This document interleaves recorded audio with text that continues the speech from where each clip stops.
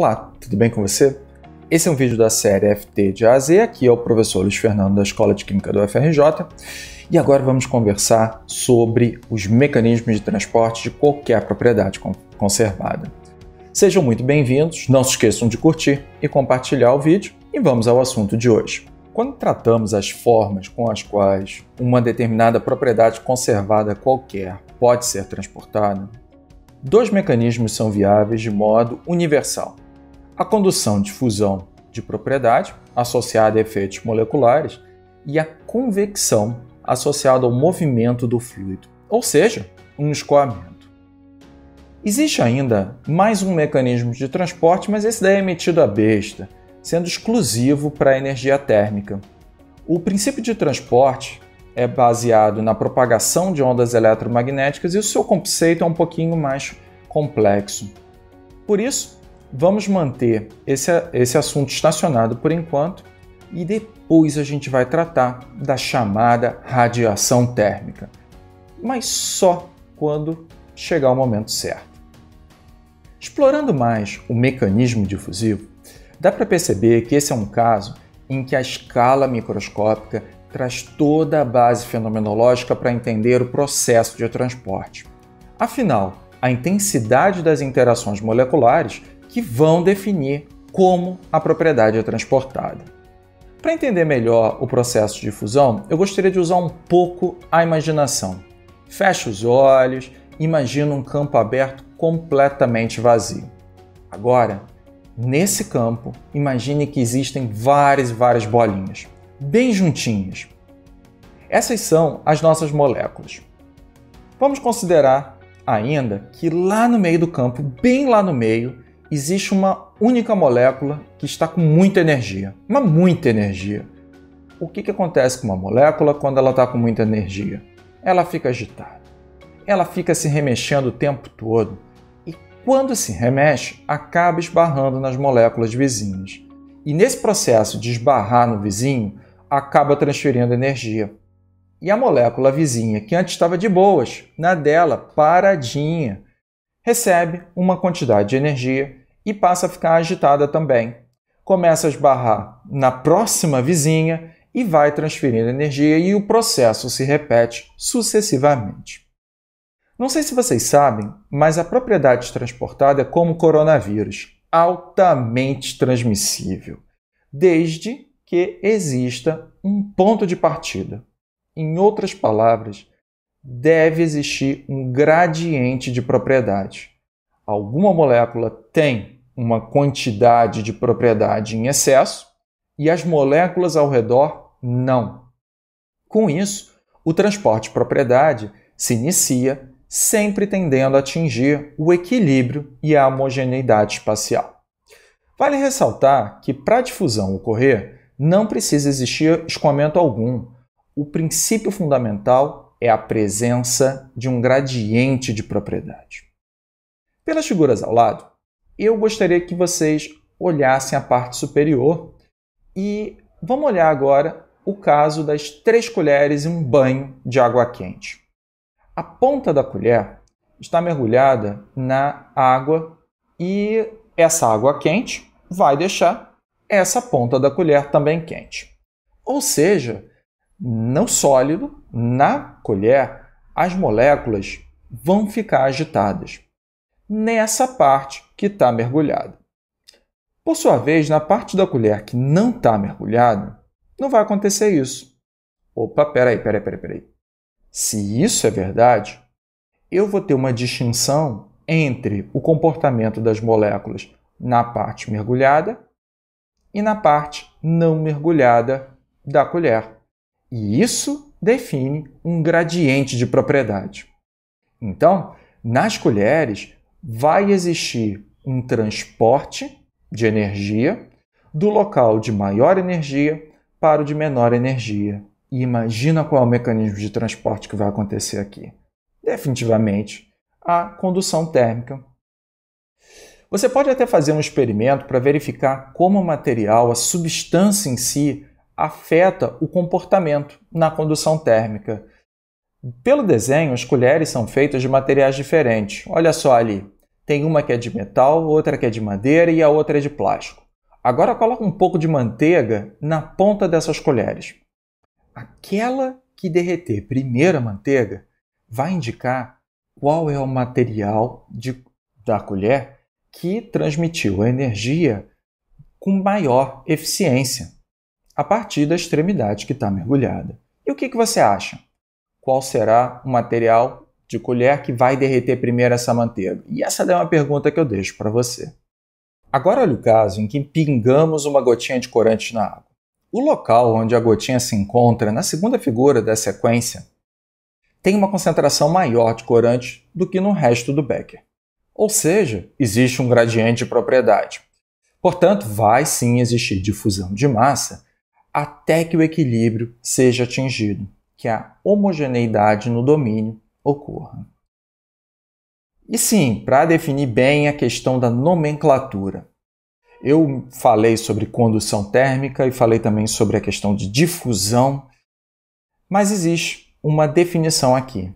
Difusão pode ser usada para qualquer variável transportada por esse mecanismo, mas condução está associada apenas ao processo térmico. Ou seja, existe difusão de massa, existe difusão de energia, mas que significa, na realidade, condução de energia. Tá? Então, a regrinha de ouro é que condução seja usado apenas para energia, tudo bem? Eu sei, a energia térmica é muito metida a besta, mas é assim que o pessoal definiu. Agora vamos conversar sobre a convecção. Diferente da condução, o mecanismo de convecção é dependente da existência da movimentação de fluido para que ela possa ocorrer. Ou seja, necessariamente está associada a um padrão de escoamento, seja forçado por meios externos, como um ventilador, por exemplo, ou um padrão de escoamento promovido de forma natural. Independente do padrão de escoamento, a movimentação do fluido carrega consigo a propriedade e, com isso, se dá o transporte. Imagine novamente um monte de moléculas e o caso de uma molécula com mais energia que as outras. Nesse exemplo, existe um vento, um escoamento, que é capaz de carregar a energia daquela molécula e levar até outro ponto do domínio. No fundo, o que isso significa? As interações moleculares não têm um papel importante nesse mecanismo de transporte. Quem atua mesmo é o escoamento. Gostaria de explicar isso um pouquinho melhor. Imagine um caso em que o escoamento é promovido por um agente externo, um ventilador, o movimento das pás de uma bomba centrífuga, a sua própria respiração. Nessa condição, vou dizer que a convecção é forçada. Existe ainda a situação em que o escoamento ocorre de forma natural. Veja só a figura onde um vaso é aquecido apenas no fundo. Na região em que o fluido se aquece, o valor da massa específica diminui, deixando o fluido mais leve nessa região. E se fica mais leve, o fluido naturalmente tende a subir. Ou seja, surge um padrão de escoamento de modo natural. Isso é o que chamamos de convecção natural. Note ainda que, dependendo da configuração térmica, pode existir até um padrão de recirculação nesse caso.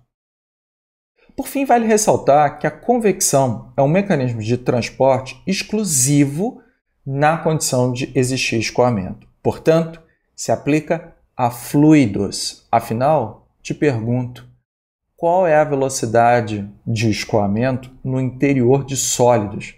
Me diz aí o quanto de ar está escoando dentro da mesa da tua sala. Cara, é um material sólido compacto. Não tem como escoar nada ali dentro. E, portanto, não dá para ter convecção. É interessante ainda ressaltar que, apesar de eu ter focado mais em energia e espécie química em todos os exemplos até o momento, esses mecanismos se aplicam às outras propriedades, inclusive quantidade de movimento. Vamos ver? Vamos voltar agora ao mundo da imaginação e pensar no caso de um escoamento em um rio. E nesse rio existe uma pedra. Para deixar bem claro, a quantidade de movimento é um nome pomposo para momento linear, definido como massa vezes velocidade. E se é assim, eu consigo analisar os mecanismos de transporte para quantidade de movimento olhando para a velocidade. Dessa forma, o que vai acontecer com o padrão de escoamento quando o fluido atingir a pedra? Certamente a pedra vai afetar o escoamento. E acho que vocês já devem ter visto algo parecido. Vai surgir um rastro após o fluido atingir a pedra. O padrão de perturbação no escoamento vai ser propagado para a região após a pedra, e isso vai ser carregado pelo próprio escoamento em si. Além disso, dependendo da intensidade da perturbação, o perfil também pode ir abrindo após a pedra e em relação ao eixo axial central do rio. Eu tentei desenhar, mas é algo parecido com isso daí. Mas por que isso acontece? A perturbação se propaga depois da pedra porque existe a convecção de quantidade de movimento. O próprio escoamento carrega consigo a propriedade. Bem, isso explica a convecção, mas existe difusão nesse caso? Para entender isso, eu te pergunto qual é a velocidade do fluido na margem do rio. Certamente ela vai tender a zero, porque o fluido ele não escoa na margem, ele fica parado. E na região onde o fluido foi perturbado, lá na parte central do rio, ali eu não sei ainda mensurar essa velocidade, porque a gente ainda não aprendeu nenhum cálculo para estimar isso dentro desse curso. Mas eu tenho a certeza de que o fluido ali não está parado. E, portanto, ele tem sim uma velocidade e essa velocidade é maior do que zero.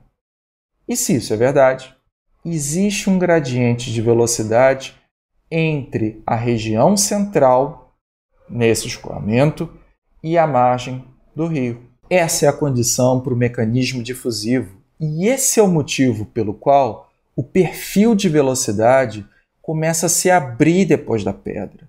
Existe a convecção e a difusão combinadas nesse exemplo e a ação dos dois mecanismos afetam a complexidade do padrão desse escoamento. Isso é lindo demais, não é não? E isso conclui a aula de hoje.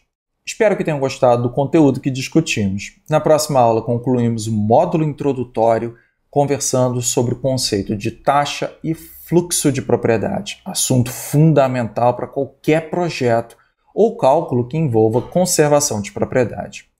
Nos falamos na próxima aula. Até mais!